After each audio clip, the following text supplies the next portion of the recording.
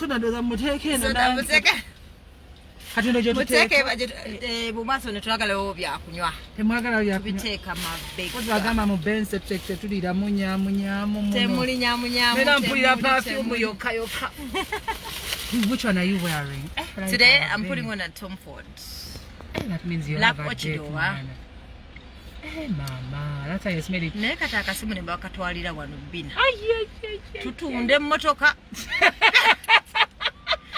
Molly, hi. We came to say hi. How Hello. Hi, Molly Bulungi. How have you been? Bagamba bana bakazi bazunga bombiriri. Batwogeddeko dda already. Ambassador. Tudibye nebe nanga abantu ne ba. Keyz yamanyidde nno. Nambuza mbuna dibye. Mbuna diba twadiba. Kogwe n'oli okonvaamu n'ogamba nga bwe nkusinga obukulu. Bwana yogedde Bina wagambya kitegeeza nti nze bwe ntambula ne Bina nange ndi wa myaka gye ne Bina ate ekyo kiguwa kingamba waŋŋamba mbuna abantu ekimanyi bamanyi bwe ntambula naye bamanyi twenkana guwa byogera kati nange nenzijjukira naye nakugamba Doddo nti munaye kuzunga nange bagenda gamba nawe olina mukadde kati olaba naye olaba Keyz okunjogera kati laba gyali kati simanyi nkale nyiga Keyz alyoka ngamba nadiba I think nange nekalakase nange yangambe nadiba nenekanga amaso kati gaveemu nengamba banenadiba kati munna bujo Bina kati ngamba nkombu nadiba omanyi kati nadiba netumala naffe netutu omanyi okubeeranga mu mbeera kati Keyz gyalimu bakutumidde Bina Ivu neka oba kasifu oba ndi bakutumidde how are you doing Bina ndi wano mu Benz kugambye n'ebyokunywa biri mabega eno kozi temulabayo oba ne Doddo naye tayagala kulaga nze nkola mabi ate nze mabega omo emizindalo nsiiba ntumbula ejange kati mpuliddeko ku jijjo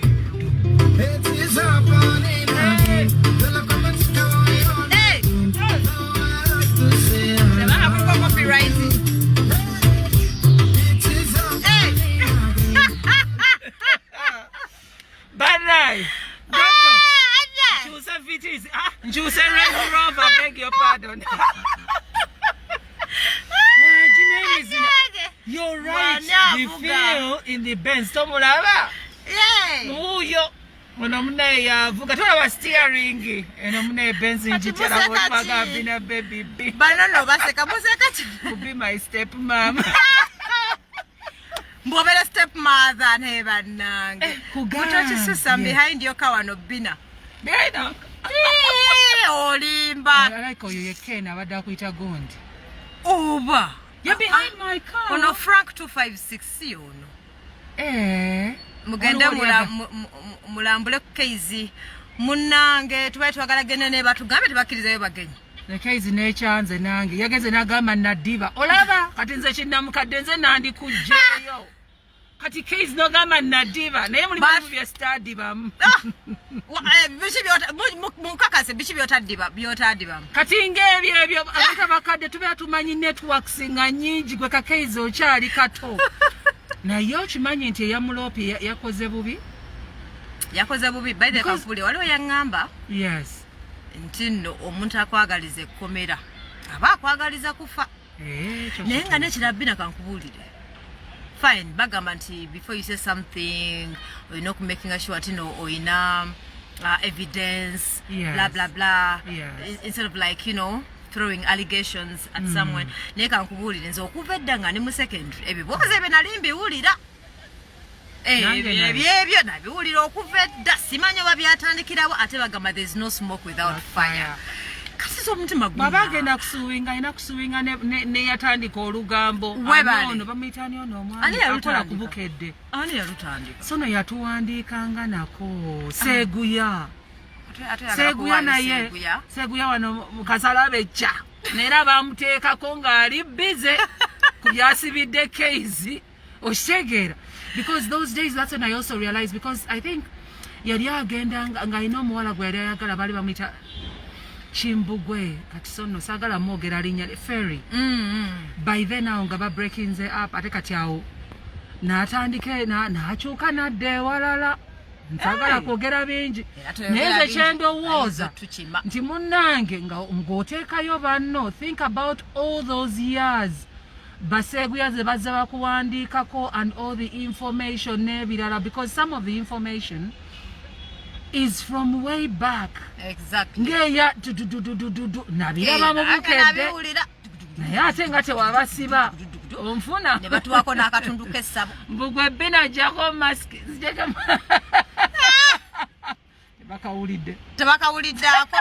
tebakawulidde bannange naye yatulagako naye ngamba kyogamba abeera bize omanyi I also at one time wanted to sue Red Pepper because when alina akajja there is a way people want to put others down kati nga banoonya for them they were looking for stories naye nga tebamanyi nti behind us we have families ezibeera zetubeera tulina okukola ki ezibeera zetutunuulira my dad yagera n'asoma ku front page nga nze ndiko bwenti naye nga n'omutwe si mutuufu yagusomera ku gundi ku petrol station nga aline n'agamba oguti muhara wiitu wano nko mukubira essimu naye nga Red Pepper yali erimba so I almost sued them naye ate we need this info fena twetaaga bannaffe because as you bw'otandika okulaba ebintu oba oli ku kituufu olaba oba oli ku kituufu n'oboogera ebikyamu nera ekituufu kijja kumala kizuuke ekirala mu media mwe tuli bw'olaba Suuna omulangira Suuna OS kye yakoze okusiba you know like we are so many ndabye wali aba media personalities bonna bavuddeyo unless nga ngamba by'okuyimba abivuddemu kubanga imagine nga boyogedde fena bw'okosoomu obeera okoseza fenna imagine kati bwe banga bagambye muno bagala kuboycottinga okuzanya ennyimba ze radio station fine ezo kuloza muno tekigenda mukosa kati naye kiba kigenda mukosa already okuva edda bali bagamba nti one hit wonder nze kati ayimba bulungi nze ate nze munnange ennyimba ze bazisaba ku KFM n'enzikuba nange nze yize munaife n'enzikuba naye maama kakati promotinga nga yakatandika nze binsobedde kugambye you know like at a later stage agenda kwetaaga like any of us sigamba nti kale Keyz byayogera ebimu saabiwulira nange saabiwulira sajja kulimba nti nabiwulira naye nga I hope he thought through this but even still Bina buli omu nga bamwogerako Bina okuvedda bakwogerako batuwayiza nange olusi bampayiza nenkwata ku mutwe nengamba wangi bambi nakuba nesinaga wangi maama njagala ekizungu mbukikolola bweyagala ekizungu ekikolola ate kyokasabimanya mbukizimanya kya myaka oba meka bagamba kikadde kiri mu 70 years mbukizimanya mbukikolola ye Red Pepper okitegeera bannayebagamba bakuluma wansi ne bakusibako omusajja nga I know kuluma wansi ate kati bannange eyanuma wansi yaliyo ne kamera okulaba nti no bannumyeyo baluma ye kye yagamba he wanted news he was told I know kuvayo nga ampandiseeko kati ko yembu bakuluma wansi yaliyo nga bakuluma ye bannange okitegeera nze wamma kankubulire siganye at the end of the day kati ye musiraamu kale nembulokolera boogera forgiveness edini y'obusiraamu egamba okusonyiwa kikujjako ki okusonyiwa sonyiwa nze ndowooza kino kino bandibadde bakimalira ku round table instead of like okutwala munne ekitali like it doesn't make sense to me this is your fellow brother literally ate munnange omusiru takusiruwazanga bw'olaba ng'olya gwe munnange you can't be at the same level walina okubeerawo omuntu akakkanako kyenga ne mu relationship bwe ndaba nga bba wange alina ego nyingi oba boyfriend wange bino ebintu nalina n'olugezigezi please Bina leave Suuna alone he wanted to do what kandabe esimu egenda nejjayo ebintu wanted him to say sorry to him that idiot said who is OS so let him learn feel at peace the issue to say sorry the issue was to say sorry anti kakati now if you take someone in the prison in prison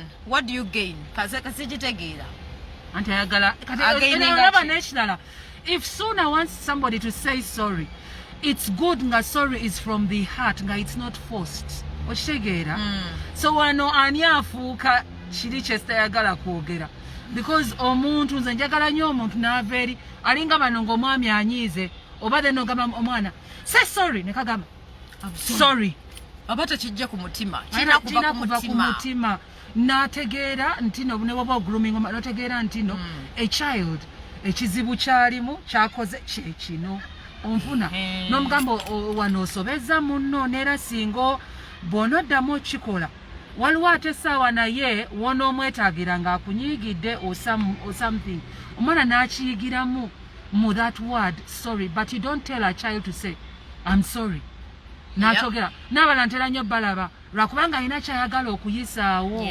n'akugamba I'm sorry ani ono agambye ati I want Bina ono yalemedde waliwo agambye bisaso agamba omulangira Suuna kye yakoze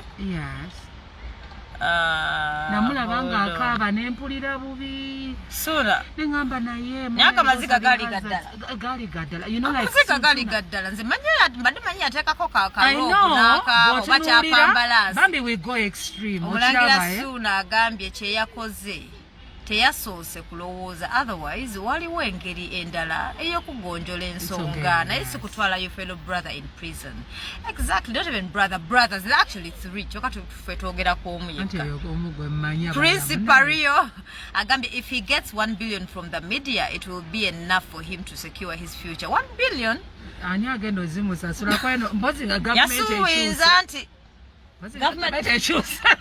aline gavumenti empya abantu nga bawangula emisango ne batafuna ssente mu gavumenti eno. If the king of R&B, Arakeli, was sentenced, how about others? But I mean, Arakeli's story is different, come on. Arakeli naye yagenze okuwogera. This is different now. Interview yagenze kuwogera. Ate nazo zivudde okuva edda nga bazoogerako. N'agamba guilty. Ebya interviews ebyo twekozesa ne tweyogeza amazima natto omuntu lwaki babagamba bw'oba oli mu bufumbo totandika kwogera ate ebyaddamu n'abakazi 15 bana abasajja 5 omuntu ajja kudduka Achitege, invite me, Kasozi, you want to say something? Yagala kogera ko wano batuchime, nshuro no ku Garden City. Suuna says he wrote to those guys several times nga ayagala simple sorry, naye Keyz mufu. I don't know about that. I don't know about the fact that ntino yaweereza. Nenga bina wagambe Keyz mwana muto. Suuna tali myaka 5. Keyz kale kanjogera kati amazima nga ne Katonda ndaba Keyz awalampanya abantu. I don't know who trained him. Waliwo okuwalampa omuntu ng'omuwalampa ne respect okitegeera waliwo okuwalampa omuntu nga byoyogera bituufu naye Keyz agenda n'ayogera ku bantu n'abamusinga emyaka ate nga you know like nga he does not give them respect. I know he's young in otabanze byagambye mbunze nadiba a whole case saying nadiba but I laughed it off because you know like he's young naye I'm grooming bulungi sigamba nti mpagira Keyz okusibibwa no that was overboard.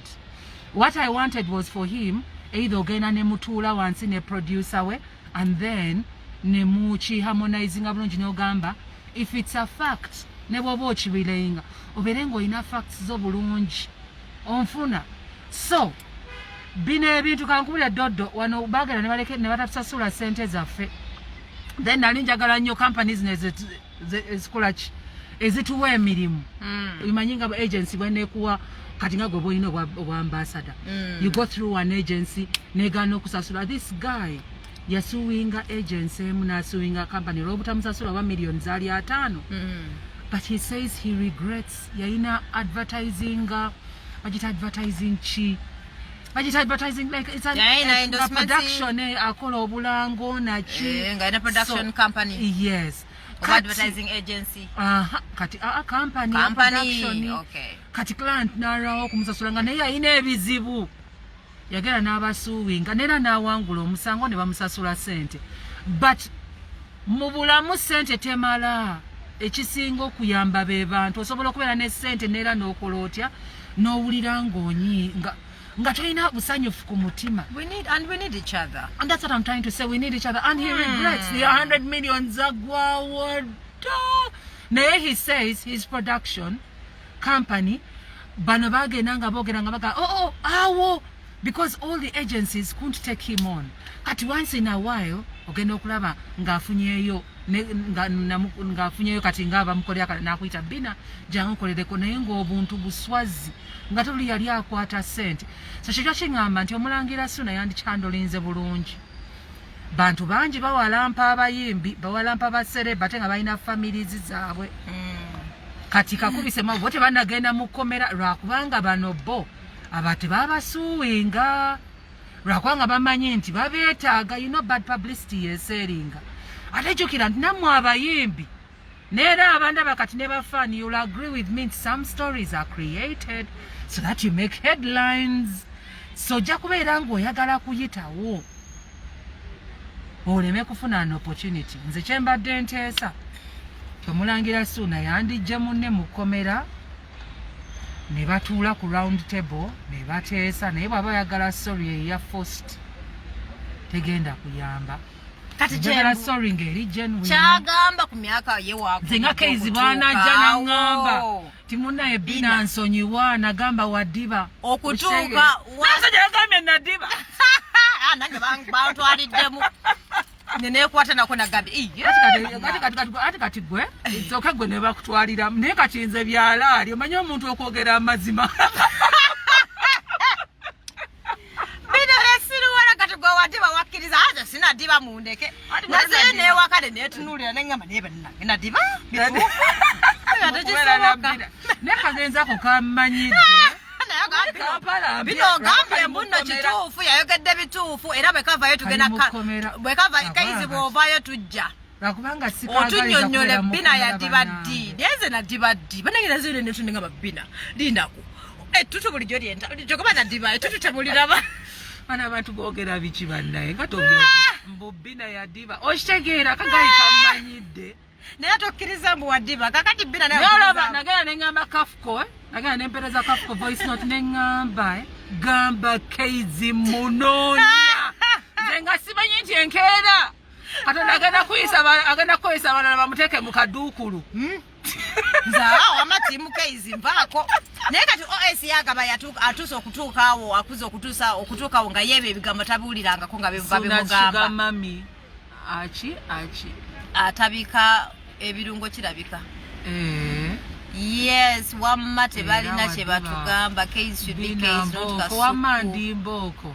ya naye Bina wafa ina bebe kyakulumye babi akasajja ate bazayikyo kakabebe koogera bingi n'ebirala team OS you can't just disrespect artists no it's okay disrespect but nange let me tell you something people are always we are different buli omu are disrespecting atongam no you're going to get respect all the time ate respect ebera and okitegera tebagiforcinga so respect yourself and they respect you by the way respect sometimes yes that's very true. Sometimes tulina ku retaliatinga ulinde bakwogerako all the bullshit nga Bina bwe yagambye earlier like all ebintu byotuuka n'ogamba no I know who I am ze ekibanye ekyo si kituufu you just hold your head high mukama ajja kulwana entalo zo but if you keep retaliating ng'ona retaliating mpaka ddi kubanga emboozi yatandika okuva edda era tegenda vaawo nze nkubuulidde tegenda vaawo and it wasn't like new in my ears kwa nagabe nga nabuulirako dda yes like it's been there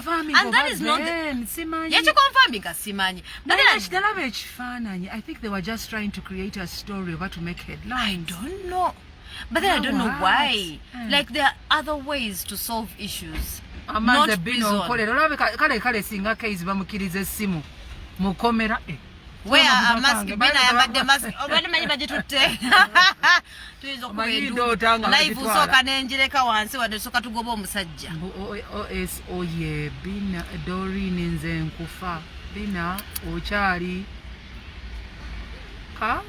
buludde mu midiya ani eyali akuwabidde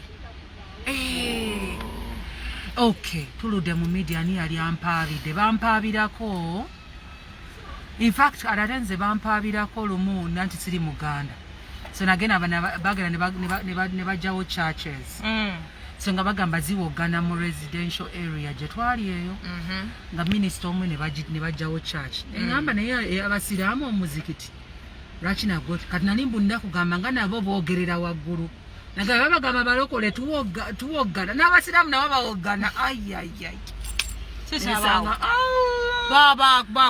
nesanga mu mawulire, and that is the problem. So people, what they do, instead of coming to us, nogamba Bina wanadde oyogera kwogerera waggulu notagamba kuwoggana ekirala. So then afterwards ne bagenda mawulire ne bawandiika, waliwo mwe yawandiika leeta nga musiraamu nayagala abasiraamu bonna baleme kumpa business.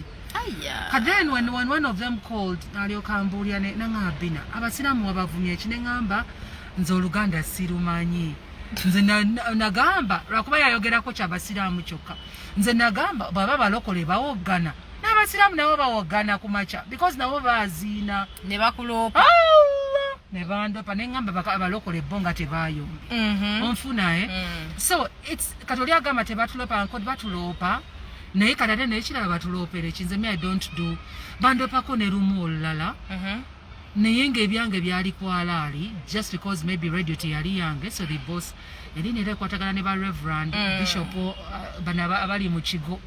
Omu yayina omwana nga omwana yayagala declaring nti mwana nti wuwe naye nga maama nga omanya ababeera mu kigo omwo munda mumanya ababeerayo, omwana yamukwasa muntu mulala nga taata, kati omwana n'akula bwe yakula kati nandika okulaba nga he's treated differently nga ngafunye ne girlfriend oli nalyoka agamba waayi siri taatawo aliwa mu kigo nanyini radio yali mu katuliki ow'ekigo ne bandoopa olaba nange bandoopa nti waliwo abuuza baatuloopa bandoopa. But what they did, they talked to the owner found out nti it's true, the person was the father of the child. Ne bangamba naye kati waliwo ebintu ebimu byolina okuleka kati byo biraba bulabi onfuna so ne tebantwala mu kkomera mwana omulangira sona yakoze ekitaliiyo. Well, waliwo yayogeddeawo nanga but wrong is wrong. Yes, wrong is wrong, I understand, but I'm not on anyone's side. Buli omu mukyamu, that's not how you solve issues. Sikulimba buli omu mukyamu anti engamba buli omu mukyamu mu ngeri ye. Honestly, wrong is wrong. Yes, I understand, but that is not the way to solve an issue. Omuntu akwagaliza kkomera akwagaliza kufa. Honest, that's your brother, man. Enensi munange mulenga Keyz yagamba enensi tenemazaamu okitegeera like really waliwo ebintu bitana kwemazaamu. Keyz then Keyz, let me talk about my baby Keyz. You see how kati tokale omulangira waliwo yagende ku kasuku wano mu Keyz yamukuba oluyi waliwo yagala okaba my trousers oyagamba yogambo yagakulaba bisambi bisambi byange bisambi bya Bina. What do you want to see? Ayakulaba gundi ayakulaba banange ndaga byange kyoka ndaga bibyo nedde empale yino. This is my ebadde ndaga bambi nsonyiwa Bina omaze okugera baddia.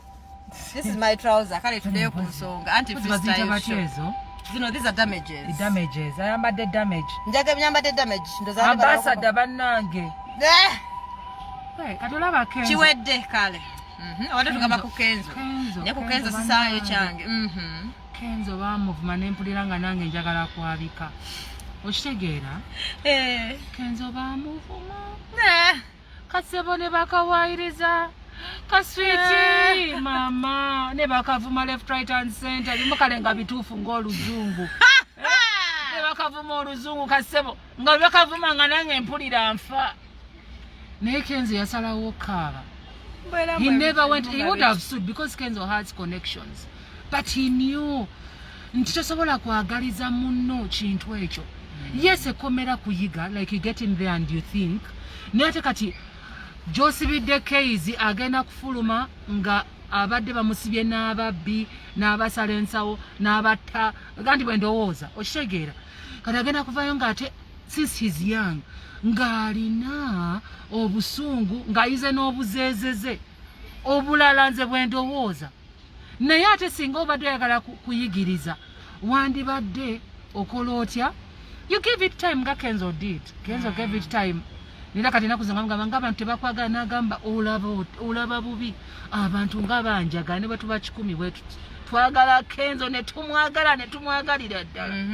Naye ate when you look at ogenda okulaba nga nze ayagala Kenzo ne mwagazisa Dodo nenga bamanyi Kenzo alina akayimba ke yafulumiza ke bayita weekend kale tetugenda kwogera kali akalala kuba kavumye nnyo naye kati weekend okitegeera nentuuka you know kati now you imagine we all have followers kati okutte ku Keyz waliwo atabanyumirwa ebya Keyz bonga bakoowu okitegeera nga yayagala muntu avuma remember what Epas told us, when you surround yourself with negativity, you will always look for the negative side. You've also seen broadcasters. Yeah. Nga for them, alowooza ekikola amawulire kyekibi naye ng'ate n'ekirungi kisobola okuvaayo nga kyakabi ne kikola eggulire. Naye kati ye n'anoonya ekibi ekiri mu gundi. So, waliwo abalinga ttiimu nga bo baagala byonoonese. Ye ng'ayagala byonoonese. Kati oyo ye agenda kwetikka suuna.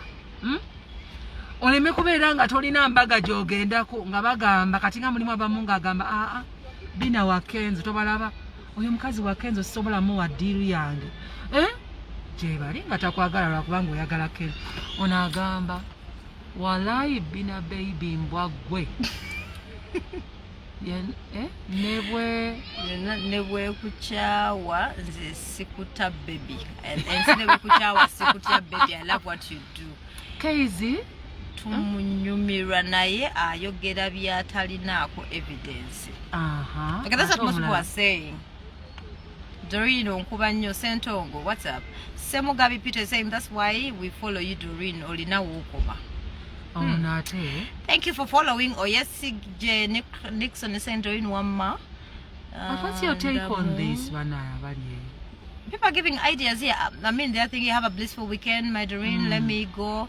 Kale sweetie, Nabate is saying, nze ntesa anti Keyz mumubuulirire yeekomeko. I think Doreen Wamma damu otulage ku munno. Mbadde neraga ne hayi babikwano hayi mulekeraawo okusalira OS omusango. Tadi amusalidde my dear. That's what we are saying. Omusango nga OS bwe bamuvuma temwavaayo. You guys get serious. Talked about it. You don't listen to Bina's radio show then. She talked about it. Banange, I broke down because he also, like I felt so sorry. Echoing what I said earlier. Those stories have been there, but they are allegations that have been there from way back. So it shouldn't come as a shock to him. I think he has spoken on almost everyone. Yes. Almost. But you let it go, mama. Sika fena tuwavayo tumuteka mukomera. Yandibadde asigaza kitundu musajja wati. Yandibadde asigaza kitundu ki. Like for us, we just laugh it off. You laugh like Keyz wamanyidde n'aseka. Keyz really n'aseka de tukivaako. Waliwo n'ebirala byeyambuuza simanya nawulidde kino. Okakasa ddala si kituufu. Tewali ku contraceptives. Otegeera nga contraceptive gye mmanyi nga gali mpitawa naye ebyo byonna ne babi editinga out. Kati n'alyoka ajja ne information which is okay. Olaba n'ono gundi bamuyitaani Fifi Queen. Tokwesangako gundi pills. Sisikwesanga. Okwesangako condom. Condom gye mmanyi nga contraceptive. Ate withdraw. Naye ate nageze nendaba ku NTV nga omusajja agambye mbu abakalamoja n'abakongo condom tezibatuuka ate lwaki oli omusawo eyajja ojjukira lwaki yatugamba nti no okwata ebidomola 10 n'obiteeka mu condom ne bijjula. Si bwe yatugamba ku live show. Kigeza mpozi nga ne honorable naye tamanyi kwambala gali mpitawo. Naye yagamba kati bw'ongamba Omusudani nti no condom temutuuka. Waakiri etuuke halfway ayingire halfway. Simukkiriza kwemalirayo kugamba komaawo wakati awo. Ne Dodo. I think I'm still going back. It's okay. Keyz, if it's not Komera, how do they term us? Keyz Muto. Neda, how do they term us? Sorry?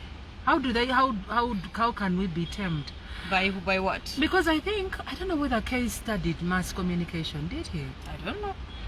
Then I think also musicians should also be trained limelight how to deal with such things, because now we are in people's homes. Nze waliwo yagenda n'agamba yali driver simanyanga agamba mbuno nze ndi wano need a Bina Omukazi oyo yeebaka n'abasajja naye bwe nafuluma ebweru ne baŋŋamba Bina waliwo wa special ndeese njagala kulaba oba kyayogera kituufu. Nagenda okufuluma ebweru ne ŋŋamba hayi nga n'oyitayita n'abakuŋŋamba. Kati natuuka ne mugamba olinzaani naŋŋamba wayambiddwa naŋŋamba ye ninze Bina Babie. Ambuuza Bina Babie omumanyi nti ye mumanyi yali kumpewo akola gwe nninze. Naye nga alina sense oba Bina Babie owe yali afaanana atya. Naye nga ali ku ddembe. Bamukwata sikaali ne basooka ne bamusiba kandooya ne balyoka batandika omumubuuza kajojijoji w'ebibuuzo. Nagamba ono omusajja ono omulaba abadde akwogerako bw'ati kati nze lwaki samutwala mukomera naŋŋamba munnaye madamu nsonyiwa olaba abantu batandika okunyumya ebiboozi n'oyitawo nze saasiba okitegeera lwakubanga nina obuntu bulamu. Ono agambye ki Doreen? Doreen, don't say everyone. We have different ways of reacting to negativity. Doreen, you may abuse and I keep quiet, but the other one won't let Keyz and his friends learn a lesson. Exactly, we are different people, and we learn every day, and we all do mistakes. No one is perfect, but taking someone to prison, yeah, that is must be crossing the line. Actually, it should be the last resort. Like really. No. There are many ways to teach someone a lesson, okay? But not in prison, man. I tell you, no prisons, banange Ugandan prisons. Mumanye bibera yeyo. Chitali. Oh, malawi even 2 days no kungo koze. That's not the way to. That's not the way to teach someone a lesson, honestly. At least kale bwabanga chibiche yakoze waliwo ebirungi bye yakolera. Suna waliwo n'ebirungi bye yakolera. Sagala kupromotinga ko enyimba zo. Bayimba n'ajja ne ku functions zo. I think on both sides mu bulamu, I think whenever we're going to do something tumanye nti no waliyo consequences. Atagame mbuno agenda na kusuinga ne TV station yennyini. Ne msanze na wali eri Jemba Dendi. Bungi yabadde ki. Eri Jemba Dendi no jendi ne bagamba Keyz kayige. Kati abo bagenda kazza mu kyalo ani omanya abantu abamu bagenda ne batunuulira n'otunuulira Bina n'otamanya Bina alina abantu baaliise mabega gwe n'oyagala olumye Bina naye n'otabeera na buntu bulamu kati Keyz mama we yaakafa okitegeera alina baganda be bonna abo badipendinga ku ye gwe baasomesa so gwe oyagala osiba ono ogendagenda ne ku gundi osuuwinge kati ne bagamba bagenda ne kuwa bagenda kusuubinga nabi bisanzeeyo mu Jemba Kaye wisdom. Kaye wisdom also should also be banang. That's why I'm telling you people should learn. I'm sure so many artists are now jubilating. Yeah, that's very true. The people are jubilating. Nayenze echekomera chestasemba. They must okay at least ko bamulopa wa boss or producer we. Oshegera. Ojukira katinga Kaye wisdom oba nani bali bagenda mutala mu komera oba bali ku show I saw something on Facebook ngakitambula. Munange nani yetondera oli na amwetondera ne bakimalirawo. Banange we all hurt man. Like yoshimanyize nasoma inamu subject ya journalism. Besibya batusomesa agenda kunoonya negativity buli sano and then we try to make people nga yanyize nnyo ate engeri gya reactinga mu biringa ebituufu. No, sibe batusomesa naye. The good thing he has a very good producer. Don't try. It's like he's trying to prove a point. Don't prove a point. Incidentally, I don't know what. If it's not true, keep quiet. If it's true, who cares? Do you know something? Who cares? It's your life. Let me tell you something. By the way, kafuko goba kusiba siba. Nyenya bintu byo. Ne in real life, omaisha bakola. Ola ne wana baja okusiba. Gondi ani ono. Andrew Mwenda yalina bye yayogera naye bajja okusiba tebasiba Andrew Mwenda basiba mu producer kati kafuko ye lwaki ali bweru gwe bandisibye ka Keyz kafere kafuluma kyokano kafuko kyayiwa nedda wamatwali gwe balina siba nagaye muno mbu Doreen mbu yabayita and everybody saying that mbuno sooner agamba mbuno yaita Keyz yabawandikira n'abagamba they should apologize to him and they ignored. I don't know about that. Do you know about it? Apologizing? If you apologize, akasana kakutta. They should apologize. Akasana kakutta ebisanga. Ebibyocha. No, it's okay. It's okay. Ona amalako. They should apologize. All access yaddako. all access all access kajajja kanga kajajja ichuli chokati ye gundi ye blogger naye ba blogger olusi bayitawo bannange I think ngalero when I postinze ku Facebook page yange nga ntekawo epasi yagambe we should always learn, like there is always something new to learn to better ourselves. We understand people ola kati Keyz ye jatuuse Bunaye look at it in two ways. Even Keyz is not an easy person. Let it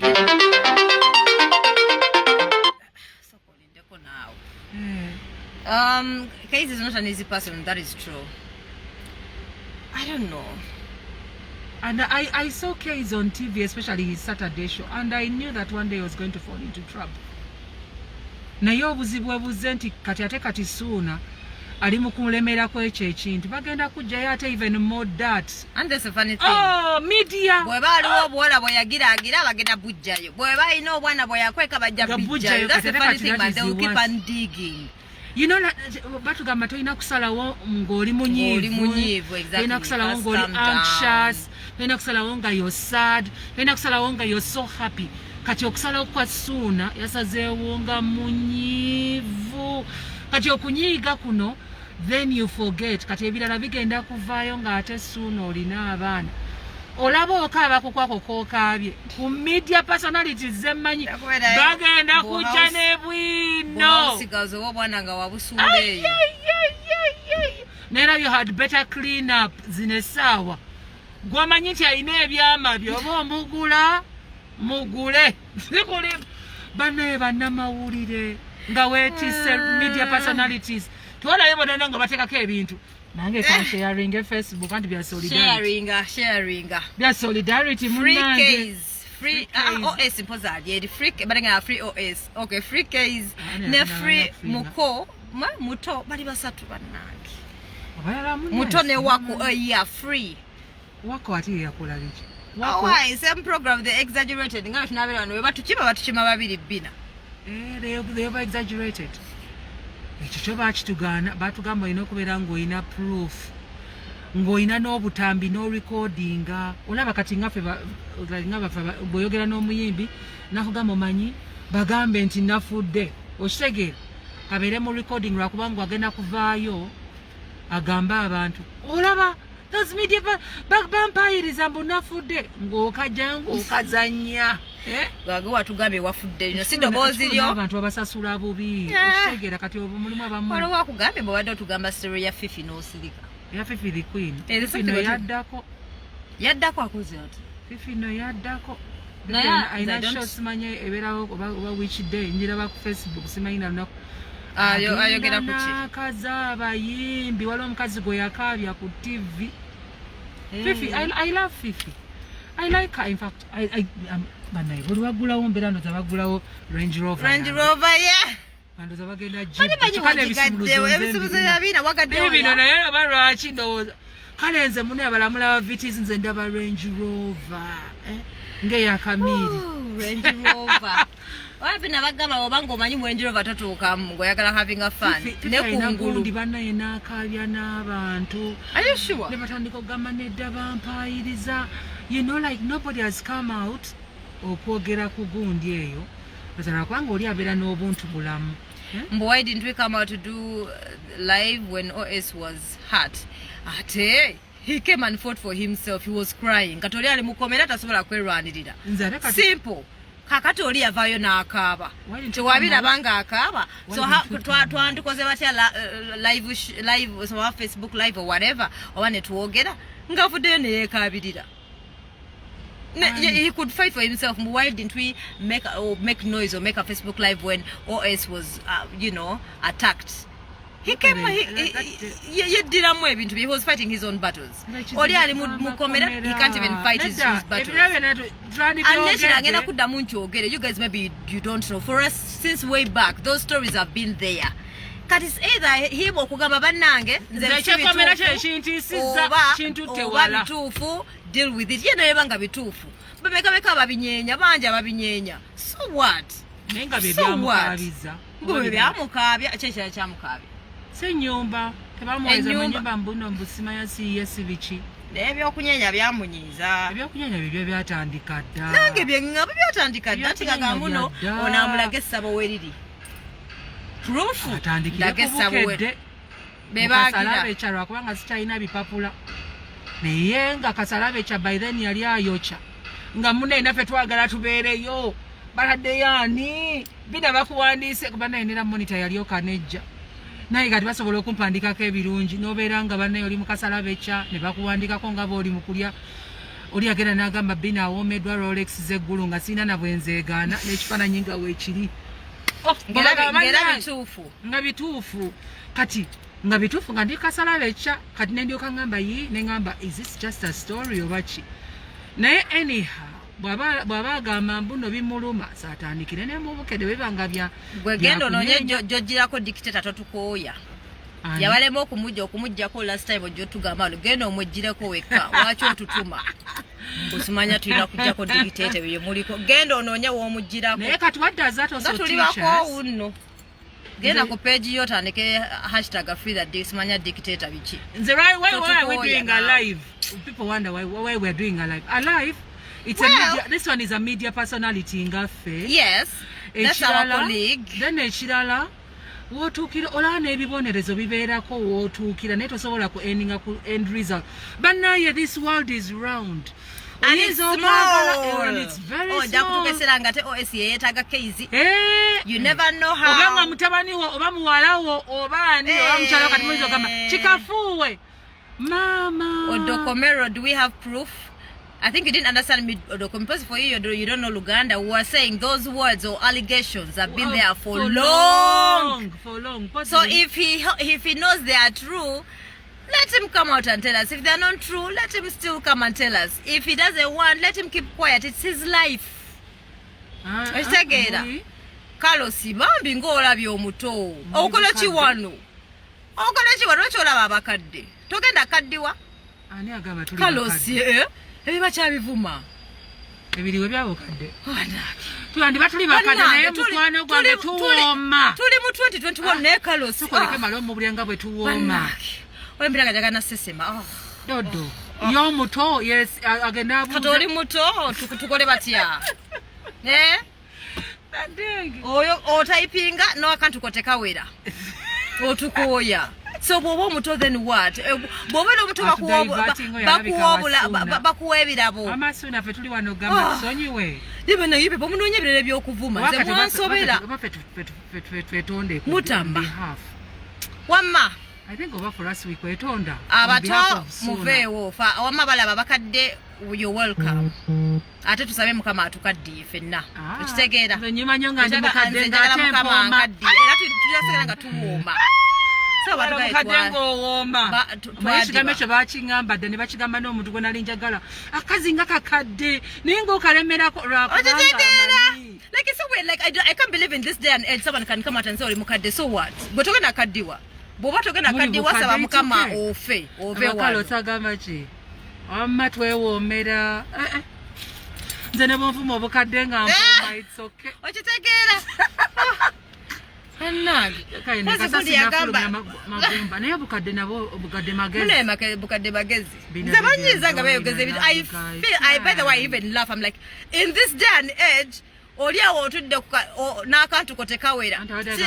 Do you even shame? Anti kati abo babadde boogerako epass yabadde agamba kati you see like Carlos alaba bikuluma kati atanyiza if not banaye nga faani w'omuntu omulala azewana atukoya ayagala tunyiiza by the way sinyize na kunyiga obuzibu bwennina ne bwe ngamba obuzibu bina bwennina ne bwe ngamba I love you obengeri gye ndi omukiga kivaayo as if I'm aggressive bwe ngamba I love you mbeera serious sweet than honey wama mubuulire oyo abakadde gwennoddawo bawooma oba omuwala yawulira atya bannaye yagenda kati nga gaya jana ngamba bannaye Bina ono gundi asibye esumbuusa lubega abakadde bawooma waliwo yagenda nangamba mbu yazze nga asibye esumbuusa najja wano nangamba naye ekyo kikazi okyagalako kikadde nagamba naye abaana b'ennaku zino balina effujjo nga ye tamanyi nti baba kyagamba ekikadde kyandibanga kikadde eno muno mbu ye yeyita omuto ayambala pampa binsobedde naye pepa munsesaize munonyeyo ebirala Isma yagamba ze banvuma Isma Olax yagamba mbuno banvuma obutazaala banvuma simanya biki naye nabivaako nenzeka noseka nenga kyokka baddaga wanyumira wamanyumira when somebody tells you you're sweet. Do you know Bina what hurts? No mumala Bina ekintu ekihati okusinga okungamba ndi mulungi nnyo ng'ate baba mu kisenge ogenda kukuba ndulu banna njogera biki ogenda yiwala abalusu tugenda kwetonda linda tugenda kwetonda bannange naye abawomi bannabawomi mwabamanyi mbu twaddibawa how nenga magala tutankula simanya kujukiza Keyz atendebe kwetonda alenda tuveeyo Bino manyi kibadde ngamba ekiruma nogenda mu making love ne gayiwo nga bw'oyogedde n'atakusimba nakyo kyaki munaye embeera ngamba abantu toyogera n'atakusimba era Bina nze oba tosiimye sikomawo njagala onsiime oŋŋambe ate tolina nakunsiima nga tumaliriza nsiima in the middle of the game I pour water wakiri siyiwaayo ekidomola ky'amazzi ngosi toyiwaayo ekidomola mufukira Bina gwafuka ze sifuka mulangira Suuna bambi Suuna ze ekimanyi olina good side. You have a good heart. You are a father. Let me scoop solo. Let me say sorry. And genuinely, this weekend bagenda sura. You definitely ku weekend they don't work on such cases. Teba bail. Auntie wogena mpaka Monday. Yamu timinze. Sura yo. Yamu timinze. Who says I ignore? Probably I don't ignore her. Sorry. You say you ignore her? Bana yo mulangira Suuna. OS. Who I said I've ignored? Probably I didn't ignore her. Bambi omulangira Suuna. Mwogedde nako n'entuyana. That's how I am. Like, I don't know. Chamuse, bubu. Obwana bujeyo. Obwana bujeyo. Omulungi Suuna. Atali cute. Oyagala kunsibya kati. Omulangira Suuna amonyimbira bulungi ebirala mmedodo yabimanyi nze sibirabangako ebirala naye ngoyimba bulungi bulungi mulangira Suuna manyi binyiiza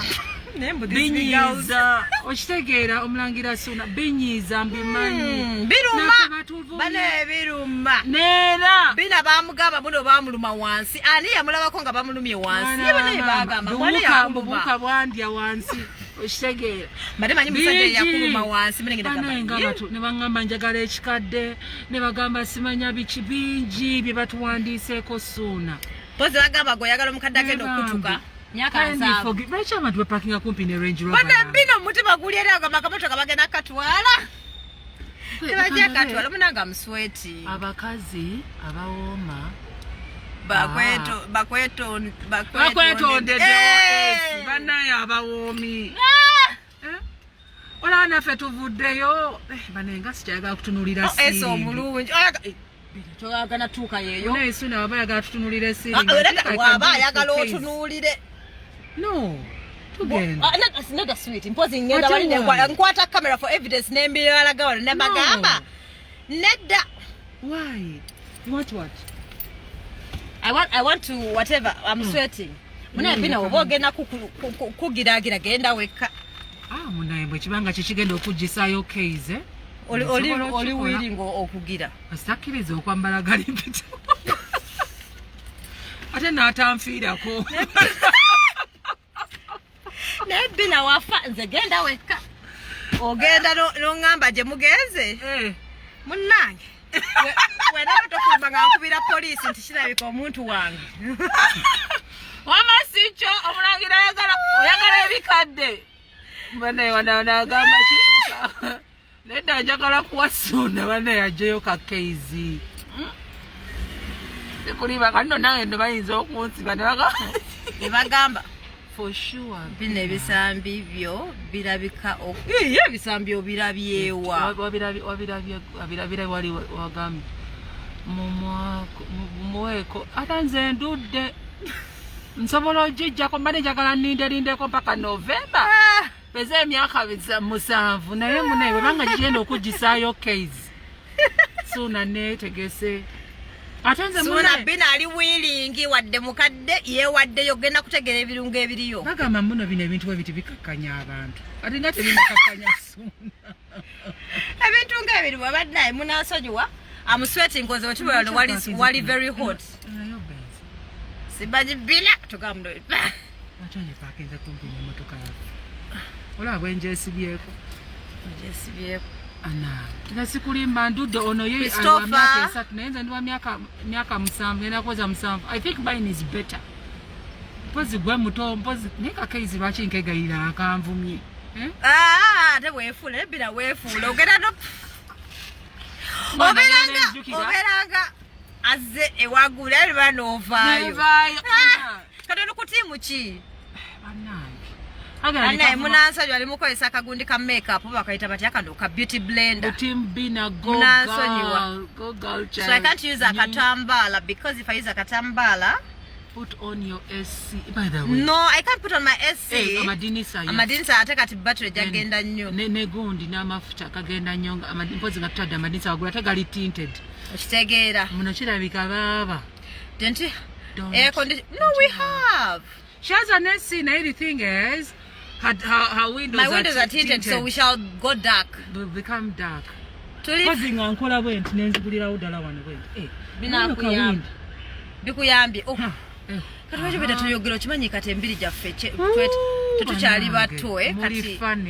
tutukyali bato OS bambi bwaba yagala anti yagala bya sorry ayagala nzije nga nfukamidde nzije nga sina kyamba soko mulage ku bisambi ategeere antaliiko bana who can tag OS anabe nga nfukamira I can scoop low me I can do it and then apologize on you know like these days like I was talking to Frank Walusimbi anzanyo mogerako like you want Bina abaweze piki ebisambi ajja biteka mulangira Suna sagala owe agalambalageko ane daba mulangira Suna waba byagala byonsobolo kasitangamba ndi agenda kujayo Keyz nagamba nakozesa galimpitawa manyi we were talking and then I was like I was in shock bagamba naye temufudde ku family ya Suna wabula muli ku Keyz yekka munanga family ya Suna mbu tetugifuddeeko no tugifaako the damage is already done kankubuulire tugenda kiddamu those allegations have been there for a long time okay ate wobeera mu public eye waliwo ebintu byolina okumanya you prepare your family nobagamba bannange bagenda kwogera nekino you prepare them are they also affected? Yes, 100 times. We're not saying that what Keyz did was good and we're not also saying that what Suna did was good. Wrong is wrong. They are all wrong, honestly. Like I understand abambaga mno yawereza ebbaluwa mbu n'ateetonda mamini yagano kwetonda maybe the ego maybe I don't know but still at the end of the day banange Manange you forgive we all fault like we are all not perfect osegera oli omuntu no musonyiwa naye mune like how Kasuku told us those are hazards ez'okumulimu emirimu gye taking her on. Those are the consequences. Like they are work hazards. That's what Kasuku said at one point. Nag. They are work hazards. Naye nze chendo woza. Suna was very right. Oh, why? Bina. Well, he's right. At the end of the day, it's his name, his reputation, his life, and we all react differently. Taking someone in prison. That is banange. That's going to the extreme. Or it's Bina ye what day you nga leverage ye no like Bina ye what day you on behalf of Keyz. Ye what day you. Sekulimba bambi amusonyiwe. Amusonyiwe chikwano. Musonyiwe. Avelo. The handsome OS. Omuyimbi OS. Ebya handsome amasibi mayinza omusajja ali handsome. Ali handsome. aina sente teyakulaga ekazi z'ennyumba mulimu abantu nga balina ebizimbe leka nkule wano temugenda pangisa mugenda kuyingira buyingizi shu olaba mu lockdown wategerera batulockinga down for 6 months awo wategerera omugagga yaani abantu babeera n'ebizimbe just nga mu nsawo temuli sente nga tebasobola kusasula z'amasannyalaze n'ez'emmere yotabeera mugagga. Mbusuna struggled to build his brand, yes, and Mia Keyz comes and tarnishes it. I understand like man it's a tricky situation, but at the end of the day, forgiveness, that is what keeps us moving. Kati waba n'omusajja nga kuchitinga ko buli kaseera okola otya waba ng'omwagala yoyo muntu wo kyekintu kyo kyagalire kyagala n'abali eyo n'abali abakola shows weziti tulina okwegendereza mikwano abakola shows ababeera ku gundi ku olaba ne police erandise n'okukwata abantu ababeera ku social media nga bakola ki nga gavumenti nga ovumira gavumenti nga ebintu birinaako mutwe n'amagulu bagera ne bakwa isolate ng'omanyi wano batuwaga ne bakuwaga yesi n'ofuna shares and likes n'ovuma naye essaawa etuuka ne bakukwata bwogu bwomu n'oyingira ekitalya okitegeera. Forgive who apologize, Doreen. I understand, but sometimes okitegeera there are those who never apologize. When you've been there are those who can never say sorry. Have you ever been with a partner nga yeta so agamba sorry wadalimu wrong? That's very jebali nga yeta jagamba sorry ate nga boli bwe yakugambye mbuno waliwo omuntu akugamba sorry nga takijja ku mutima. So why I need someone who says sorry. Kana timamenya benzi yako. Okay. Si benzi bade banyoza batuta Range Rover. Dearest, obudde buweddeyo. Tulukumpi gena, I think in about 10 minutes to gain. What is tuka? Obera tutuuka. Ona mawundi wono kumpi. Okay. 10 minutes to gain basi bwa 10 minutes. Bina kweza kizigo kye kisambi banange kisambi kya Bina agambe cha OS mukireke. Forgiveness is divine. Kweza kizigo ki. Natagala mu wakalangula kuba nina nkisasulira. Kisasulira nina sasudde sente nyingi omanyi. Ojja kujja nkubulire mukama. Ojja kujja nkubulire mukama ombuuze. Banange, we love you too. Kebirungi Maureen, how are you? So baby Suna, OS Suna. Omuyimbi yayimba R&B teryakusinga. Omulangira nakudata. Na nakudata. Omutima gulya gwejosula. Gundi ani bambi omulangira Suna struggle to be where he is. He has really built his brand. I remember those from way back.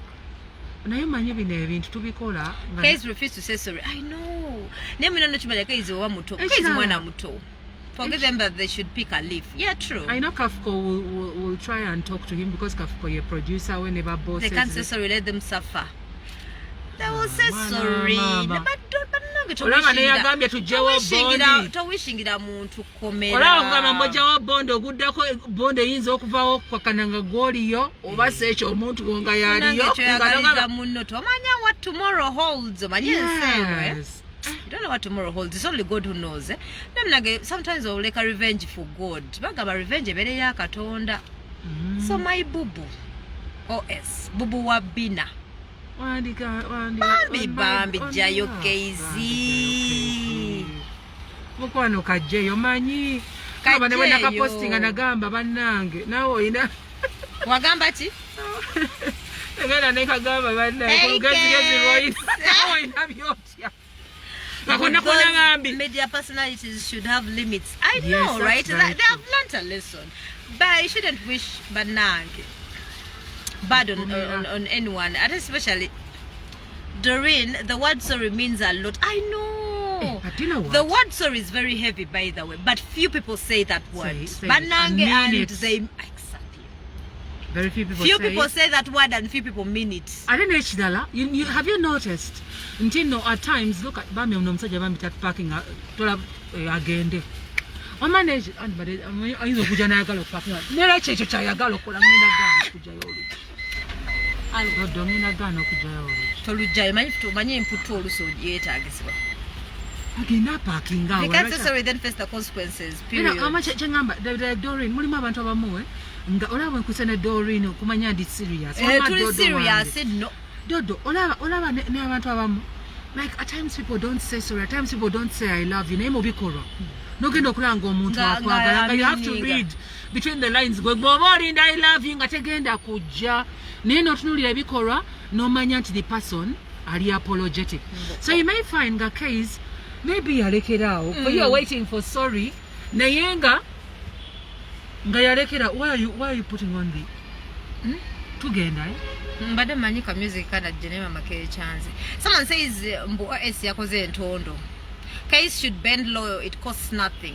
I know, like that's what I'm saying, like both of these guys have got their own ego, like waliwo ina ego ye buli baina ego ye nzendoza walina okubeera komu like wekibaga mundu ezenkanya ebichi tebisobola kwenkana why wabichi like tebisobola kwenkana. Someone has to call low even. I don't know. It's a tricky situation. But I think all in all, we need each other in this world. I think let's forgive each other. Let's forgive each other. We need each other. Muna is innocent. Yes, you may get 1 billion shillings. Yes, it's not a wish, dear, but let him learn. I know sometimes we learn the hard way. Not all no musiba na atena vayo na beda was not a learning. Because we are different. At every oma you got differently.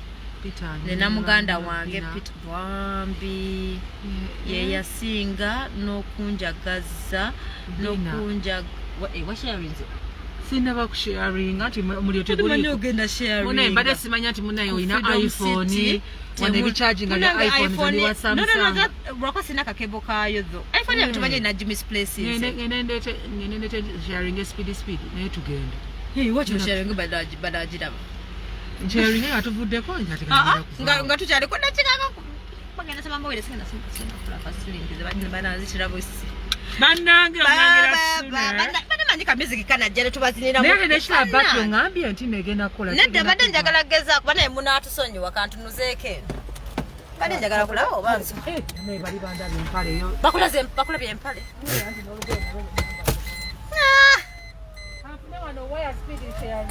so kolindeko.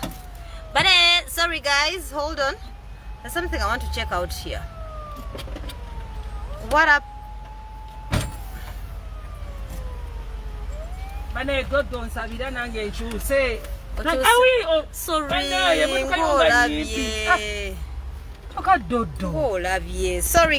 Sorry guys. Sorry about that. Tukuzinira mu Bina mbu bagala bazinira mu Bina n'abazinira mu mukazi watu. Let them apologize. Nze siva ku Suna. I know. Team Suna, Team Keyz. Apologize na let them apologize. That's what I'm saying. Like how much jemu. Njaga ndo kwemakula. Bino bichi? This is nice. What is this? My shirt for my shirts. Banange. Azota kaina ko copyright. What's your aka OS kachambuze bali njagala kakubambuzirire kona ebyo mbimal yoyo Bina kona dola masalanga baby kona ebyo mbimala Toto batweweno bandaba katoto mwana kwe Yakoma yina bade simaini Ngani bayoga yatutunyenyeza bwawo Dodo shimanyi sebelu batulaba batulabi banda byenganze bana ne kidongo kyo kirungi bagambye eki baba kitufu erinya Bina likusana tumuhumuze ogambe Keyz should use the same mouthpiece to say sorry. I love the way you guys love yourselves, Chris. Oh yeah, love all the way. Bana amanyi waliwo omuntu gwesobola okuwolereza I know Jackie no si kyangu kati petulina kwesiba ku kyekomera wakiri aveyo fe tugenda kwogera naye kale tugenda kwogera Team Suna bayagala sente za kumaliriza divine wallahi that's nebera tuba bakuvuma kati bitu bakibulidde sibani ate bakibulidde what enyembe erabika emutwala yagala 1 million otukubira akasuna munanga tetukayina wano ayina kayimba ayimba bulungi ngenda ku KFM lero akayimba ke okubanga baba batezikirizibwa nga kuliko gundi copyright yes anyway there could be that as well. And because like when he's bananga I saw mulangira Suna break down ku Spark TV Bambi yakaba ekyo kyampa ekyokuyiga neŋŋamba tubeera wano ne tweyogeza ku radio ebintu ebitalina mutwe na magulu naye nga ogoyinza okulowooza oyogera ku gundi oyagala kulaga olina information kumbe ng'oli mu kukosana kwonona muntu linnya mbinanga akasuuna natusonyiwa tetukayina here much love divine oh yes je nabadde atugamba much love yiga isma whatsapp bane namwe mwegayirire mutwegayirireko suuna tuwulidde binoki byoyogedde biri mbuba biwulidde ebiriwe ebyokunoonya sejjananyoma naye tazinoonya naye twesondesonde kale tuzimuwayagala mmeka nambi tusobola okwesonda naye do you know why people may think we are promoting what Keyz is doing? No, we are not promoting anything. Keyz is my friend, by the way. Suna, I've never met Suna face to face. Me, I've met him. I've met him one time at Dembe. That was some years back. He was promoting a certain song. I remember. He's always been promoting his songs. Way back. He's always been promoting his songs. Now my worry is nti omulangira Suna. Mulangira Suna ekyokukola ekyokusiba munne teyandikikoze tuli bangi ate atwetaaga fenna olaba kati nenaku zino tuli ku social media waliwo n'abantu babeera kati bikyalina bya radio byokka na TV naye ate kati waliwo ne ba bloggers abo bonna nalabye bapostinga anyway bapostinga as we wind up Suna yona Jolly tukwagala nnyo. I will still play your songs when they are requested for. I will play your songs sooner because you're talented. You have a good voice. Your songs are nice and I love Wama, you're cute. We don't mix feelings. Mugundi mumirimu. Wama, you're cute. Wama, you sing well. Cuteness. It's cute. And you have mumanyi. Waliyo mtu ogambe tomulaba anko in person. Beba gama boyinenje.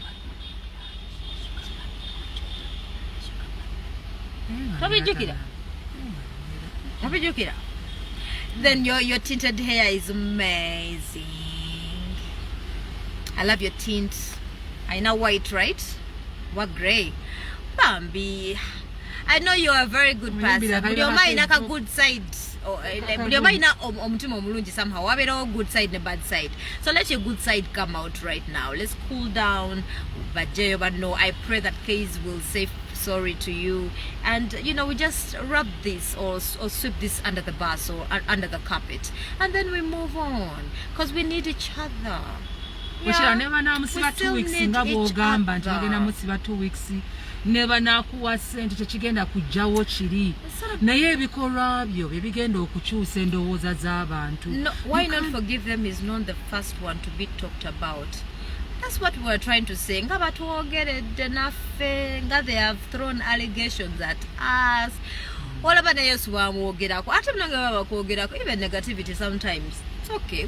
Abantu nga musharinze katono mulina kusharinga nnyo kirabika mmeka ate 8 hours kati musharinze tete mutwagadde ate nga ebyakisiru mwangu wa bisharinga n'ebeera kubanga lero tetwogedde byakisiru nga muganyo sharinga mulina okusharinga mpaka natuka ku Suna omulangira Suna ne musharinga only 38 kati nze nyongeddeko 239 really you people sure musharinga ngenda bongera tulips abagala bud lips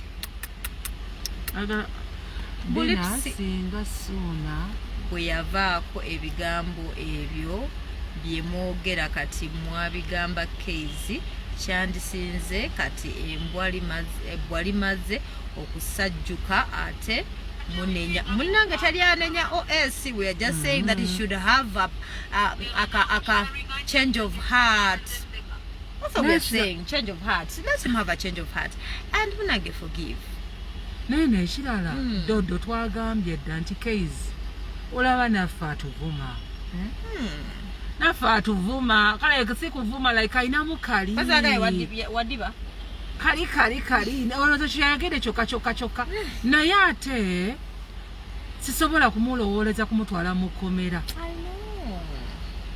obeera nsuuse banaye wakiri twandadde tugenda maybe mu babosi ne bamugamba akomeko Nature, naye gwe n'obuuka. Munange not promoting his arrogance, Juliet. Always saying is wrong.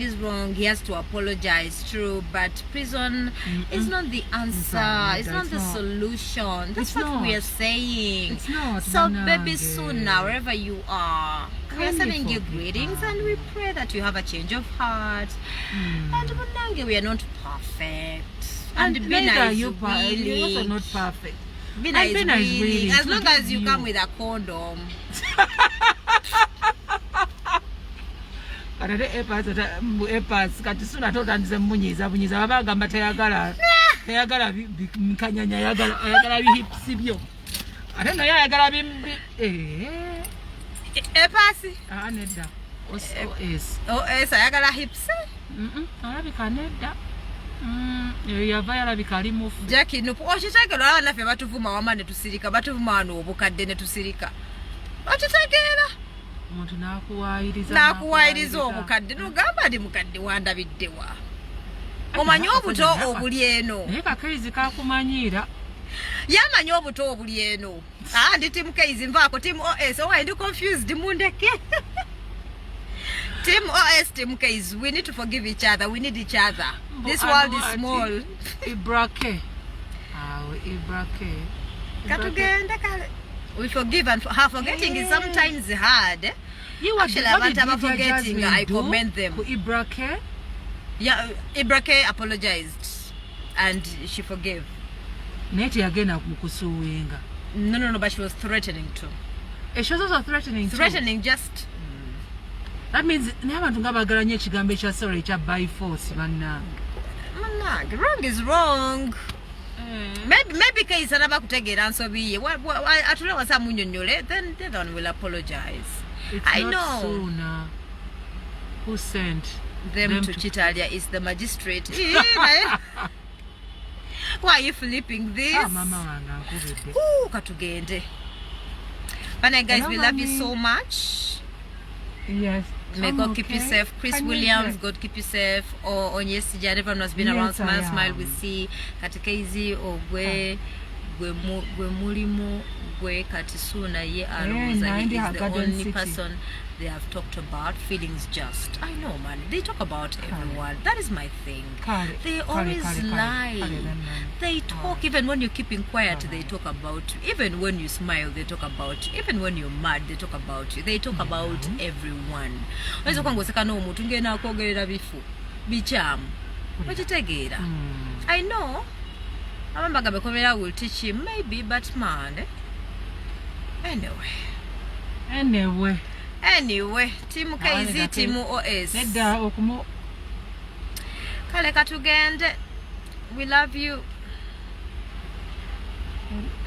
Bina suna muwego olabe wasonyiwa munne suna ayagala ddi watu mukubire wano mukubire ina namba kaba kubire ku suna tulabe bobo jina Bina mukubire Bina kanonye ku namba ya OS tulabe batusobola mukubira nina no suna's girlfriend oba katono waddi suna's girlfriend yayina babeka nedda nti yayina I think nayina gundi katigezako kunonya ku namba ya suna tumukubire wano tulabe ani nina ya girlfriend ne chika girlfriend kati nange bampandika ko mba was pregnant kubanga na gejje buto nange natya naye mwana bwokugamba pregnant n'ensasi mwana wa bwendanga mwenzi je mikisa kikulumira wa osanga mwenzi je mikisa gwebera n'ebisirani byonze nga I'm actually you know elevating banange enamba ebuze aninze ya suna beja katumukubireko ebuze nina ya mukazi we oba yani yeye ozo mukubire yeye nedda it's oza mukazi wachi suna mukyala we I think oli omuwale yatuyita ku birthday yachi ya suna ferry Chimbugwe yalina ferry enamba ebuze tuba tugenda mukubirako wano tumwetondera ku gundi ku birthday party y'omwana we went. We shall look for his number to jam mukubirako. Omulangira suna bananga I didn't know he would go that. Omulangira suna. Ate bamwogeddeko bingi bane walore bamwogerako I know. Alabika atandise okuyingira mu myaka gy'entondo. Ate nyono nabwono. No, because Bina tugende. Nyonona. Bino byonona. Wazze kwetonda bwenona. Way back bamuvuma. So I don't know why. Ngane yenena byogera ngati bimukwata ko, but I don't know why. Kino kyo kisuse obara kubanga akuze. Ora kubanga ina family. Naye ate munanga boyingira mu limelight. Ofuna hard skin. Oshegera abantu bali mu kuseka. Byononye tuze kwetonda naye ate bodderi omukuba novaayo n'omukati simanyi side gy'oliko n'omukubako n'ojjukira novaayo n'omugamba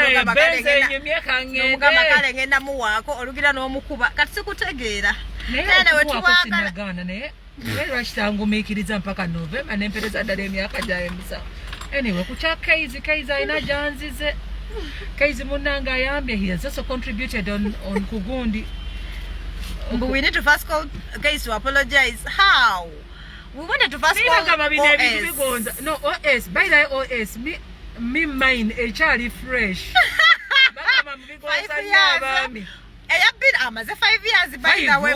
7 years.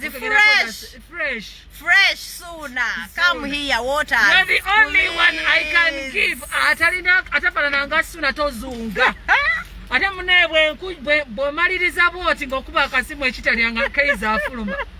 Naye abeera wa round emu bali abalala sibamanyi sobola muwa round 3.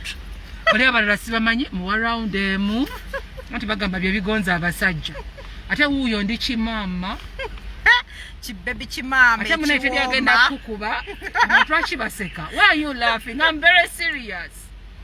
Chimame ekiwooma. Ate bakutegeera butegeezi. Ate munete. Fresh. Tubano okufuna ne eshabwe. For you I will ne tugenda live. Mpozi ngabasoka tukebera soon. Bagenda kunsiba nange. Bye. Mwana mwala wate. Bina bakusiba sibirimu. Sina chenjogede wamaze team OS team Keyz. We love you. Banna bakatumira Bina zekankwata kanjira nkwata record bakutumira tugenda mugoba tumuteke ku. Achasemberera akabenzi. How expensive that car is. That is dude. Rachinera chusizawo. Laba chusizawo. Nange bagenda kuona akabina kabayiseyo. Bapakize kupina kamotoka kange buli sawa. Kali sefu. Wachite tumugoba nyizo mugobera tuchaliko. Banna baba. Kadinera bidembo tuchaliko. Bakulu. Wamamu manyi oyesa mungambire. How? Tibina fresh. Naye wetumalira ndiko. I swear. Fresh. Fresh. Wallahi billahi tallahi. Fresh 7 years. Tumaze 7 years. Baba nchakitegeeza. Fresh. Tekuli kagenda gama bakuba mukazi wa muno. Tewali agenda kunoonya kube butayimba mijambi ya nedda. Naye tukoma ku round age. Bali abalala besorting. Batumaliriza bwetu tinga okuba ekitali awo gamba Keyz musonyiwe. Bagamba nti bye bigonza abasajja. Oshegera. Kafukali wa mu mugambe bannange. Bagambe ssuuna nze ndi wano kimama kibina. Segoma nko omulangira ssuuna naye owaaye. Bwekibanga kye kigenda okutaasa Keyz ave mu kkomera katabani kange. Akanvumye ukako kagambye nadiba. Kati yadiba kakataase, he will learn to value me. 7 years fresh mwaba manyi. Ate byongerako awoma kuyira muno. 7 years fresh ngata awoma. So tell OS Bina is ready. Muchitegeera mbuchimame ekiri juicy. Ochitegeera banaye ekigulu mugambe. Obatsoka tumalo balaga ko. Kasoka tubalaga mugambe OS we are ready to apologize. It's okay. Manyo balaga ku kigulu. Ekigulu. Ubeno tuli mu bantu. Batulaba. Anti tulina n'okuyiga twerking. Twerking. Twerking what? Gezaako be OS ozo namugira bwoti. Mujege ku Bina tege biri serious. Bina nyenye Bina. What's bagamba batya? Twerking, baje batwerking oba batya. Ate batwerking mu mass twerking ebabega gatula. Bina twerking mukuseka chokala ikali ku Facebook live. Bina gakwenda ku twerking, bina bibulende. We have to divide muna ebatu zalanga tuli balongo. So kandabe oina 1 2 3 4 5. Oh, achira ka Keyz agenda sigala yo twerking. Twerking eganya ogenda kunjigiza Keyz. Budawini kuokozota Keyz mulekeyo kuluma yagusa. Ate olimba lw'eggwanga lena oba kati nnoonya eki tumugabire ki? Ai Uganda yona nagikuwa. Mubina Museveni yazi eyo teyafuuka gonya. Baida wajja kubana nnyo yingira. Nabbo byali omwo. Naye teriimu birwadde wamma tofaayo. Nekwogera ku kyonsajja yagambye alina abaana. Kyokka naye kati naye betulimu kwogera bye yayombedde. Olaba media. Bannaye. Naye mugende mugambe nze Bina nti bagambye mbayagala bimaama. Nze ndi wano. I've saved myself for the right person, but now with a media personality in jail who has also contributed something agasseko ku bulamu bwange. I'm willing to give in. Naye round edge. Mwaye tonfiirako. Ate with a condom. Ate ne gali mpita wa bannaye. Mpozi atuse kwekebeza. Twekebeza mukenenya ne twekebeza hepatitis B. Naye ate ogundi ajja kusulayo nnyo. Hanire waliwo obulwadde buno bupeepo. Obo obudagala. Bupeepo nawo bukola. Nonkamira afterwards tewali lubuto nothing. So OS baba. Bambi musonyiwe. Mumulekerawo okuseka mugende munonye OS mu mugambe. Bagambe ekintu ekyo kigonza anti ayagala story. Bannange mwera bakale